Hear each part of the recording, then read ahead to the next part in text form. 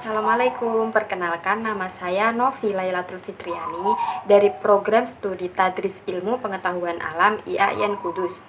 Di sini kita akan belajar bersama mengenai sistem gerak pada manusia. Sebelum kita belajar lebih jauh, coba perhatikan animasi orang berjalan di samping ini. Kok bisa ya tubuh manusia memiliki bentuk seperti ini? Iya, hal ini dapat terjadi karena adanya rangka tulang dan otot yang menyusun tubuh kita, sehingga kita dapat berdiri tegak. Karena tulang bersifat keras dan merupakan sistem gerak pasif, sedangkan otot merupakan sistem gerak aktif. Sehingga rangka ini membentuk suatu sistem gerak yang memungkinkan kita untuk melakukan kegiatan sehari-hari.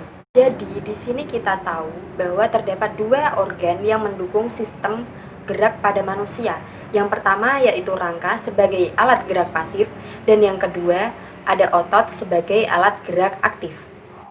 Lalu, apa sih fungsi dari rangka tersebut? Yang pertama yaitu sebagai alat gerak pasif. Yang kedua, memberikan bentuk tubuh. Yang ketiga, melindungi organ dalam. Yang keempat, tempat melekatnya otot. Dan yang kelima, sebagai tempat pembentukan sel darah merah dan sel darah putih. Kemudian, jenis-jenis tulang berdasarkan bentuknya dibedakan menjadi 4 jenis. Yang pertama, ada tulang pipih. Yang kedua, tulang pipa atau tulang panjang.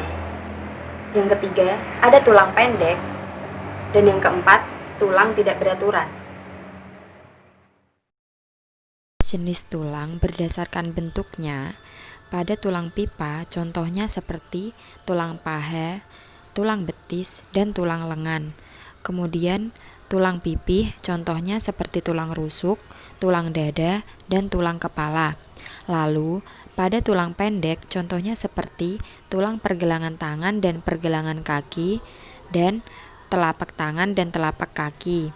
Kemudian, pada tulang tak beraturan, contohnya seperti tulang di ruas-ruas tulang belakang. Kumpulan dari tulang-tulang ini disebut sebagai rangka, dan rangka dibedakan menjadi 3 jenis.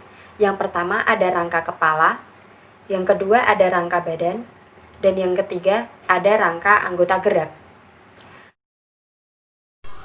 Ini merupakan bagian-bagian dari rangka kepala, mulai dari tulang dahi, tulang baji, tulang air mata, tulang hidung, tulang pipi, kemudian ada tulang rahang atas, tulang lidah, lalu tulang rahang bawah, tulang tengkorak, tulang pelipis, dan tulang ubun-ubun.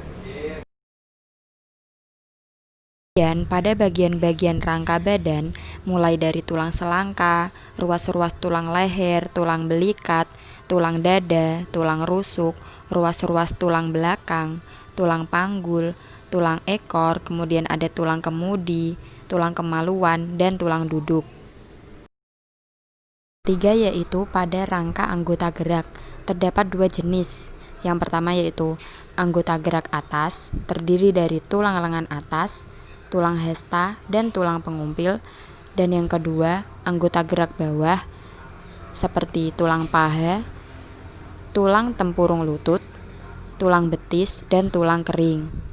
Rangka kepala dan rangka badan ini merupakan rangka yang sangat penting, karena rangka kepala melindungi otak, dan rangka badan melindungi organ-organ penting seperti jantung, paru-paru, hati, dan lain-lain. Lalu, rangka tulang apa saja sih yang menyusun tubuh manusia? Yang pertama yaitu ada tulang keras. Tulang keras ini tersusun atas zat kapur dan fosfor, contohnya seperti tulang tengkorak, tulang tangan, dan tulang kaki. Yang kedua adalah tulang rawan atau kartilago.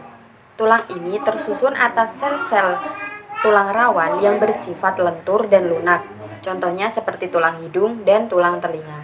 Lalu, mengapa kita dapat melakukan berbagai macam gerakan? Sedangkan tulang sebagai penyusun sistem gerak manusia bersifat sangatlah keras dan tidak dapat dibengkokkan. Semua itu dapat terjadi karena penyusun sistem gerak manusia terdapat sendi.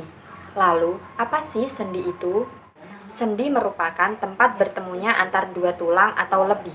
Dengan adanya sendi, hubungan antar tulang tubuh ini dapat digerakkan. Sendi dibedakan menjadi 3 jenis. Yang pertama ada amfiartrosis atau sendi kaku, yaitu sendi yang geraknya terbatas. Yang kedua ada diartrosis, yaitu sendi yang dapat bergerak bebas. Dan yang ketiga ada sinartrosis atau sendi mati, yaitu sendi yang tidak dapat digerakkan. Amfiartrosis atau sendi kaku adalah sendi yang geraknya terbatas. Contohnya seperti ruas-ruas tulang belakang. Selanjutnya yaitu ada sinartrosis atau sendi mati, adalah sendi yang tidak bisa bergerak. Contohnya seperti sendi pada tulang tengkorak. Kemudian yang ketiga yaitu ada diartrosis, yaitu sendi yang dapat bergerak bebas. Terdapat 6 macam sendi diartrosis ini, mulai dari sendi putar, sendi peluru, sendi pelana, sendi luncur atau geser, sendi kondiloid, dan yang terakhir ada sendi engsel. Selanjutnya adalah otot. Otot disebut sebagai alat gerak aktif dikarenakan otot ini berperan sebagai penggerak bagian-bagian tubuh. Fungsi dari otot tersebut diantaranya adalah membantu tubuh agar tetap berdiri tegak, memberikan postur tubuh, mempertahankan suhu tubuh, menghasilkan panas dari proses metabolisme, dan yang terakhir, untuk membantu menstabilkan sendi-sendi dalam tubuh. Kemudian, macam-macam otot terbagi menjadi 3. Yang pertama, ada otot polos. Yang kedua, ada otot lurik. Dan yang ketiga, ada otot jantung. Lalu, bagaimana sih mekanisme kerja otot? Pada saat kita melakukan kontraksi, otot akan memendek dan memadat, sehingga pada saat diukur diameter otot akan membesar. Begitupun sebaliknya, pada saat otot melakukan relaksasi, maka otot akan memanjang, sehingga pada saat diukur diameter otot akan mengecil. Kemudian selanjutnya yaitu kelainan pada tulang. Kelainan pada tulang yang pertama ada fraktura atau disebut sebagai patah tulang, fisura, retak tulang, kemudian ada osteoporosis atau pengeroposan tulang, kemudian ada lordosis, yaitu pembengkokan tulang belakang ke arah depan, kemudian ada skoliosis, pembengkokan tulang belakang ke arah samping, dan yang terakhir ada kifosis, yaitu pembengkokan tulang belakang ke arah belakang. Sampai di sini dulu ya. Terima kasih yang sudah mengikuti video pembelajaran ini. Sampai jumpa. Semoga lain waktu kita dapat belajar kembali bersama dalam video pembelajaran yang lain. Terima kasih. Oh iya, jangan lupa like, komen, dan subscribe ya.